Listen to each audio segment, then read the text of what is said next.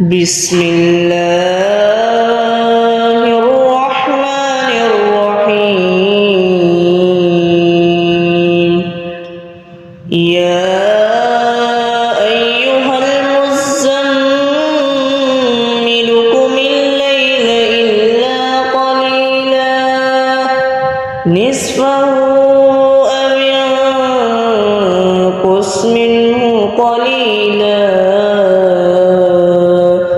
أو زد عليه ورتل القرآن ترتيلا إنا سنلقي عليك قولا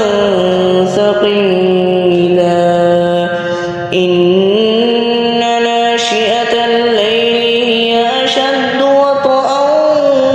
وأقوم قيلا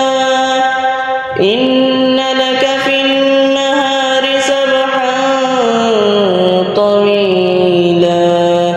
واذكر اسم ربك وتبتل إليه تبتيلا رب المشرق والمغرب لا إله إلا هو فاتخذه وكيلا واصبر على ما يقولون واهجرهم هجرا جميلا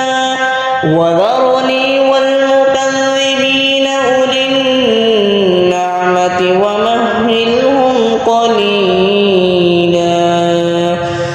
إن لدينا أنكالا وجحيما وطعاما ذا غصة وعذابا أليما يوم ترجف الأرض والجبال وكانت الجبال كثيبا مهيلا إنا أرسلنا إليكم رسولا شاهدا عليكم كما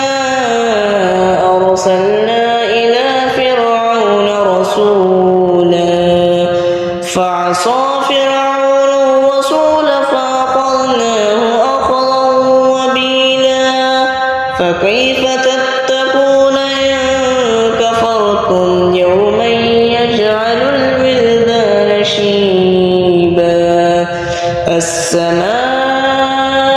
السماء منفطر به كان وعده مفعولا إن هذه تذكرة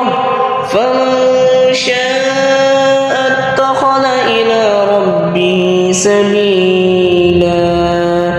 إن ربك يعلم أنك تقوم أدنى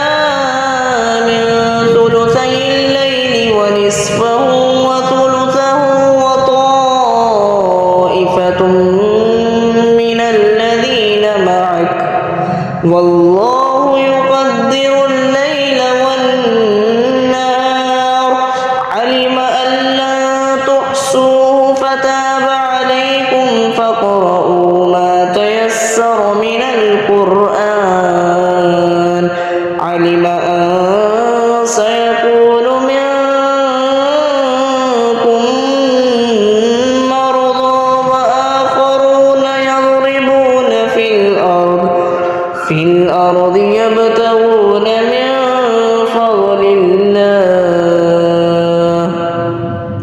من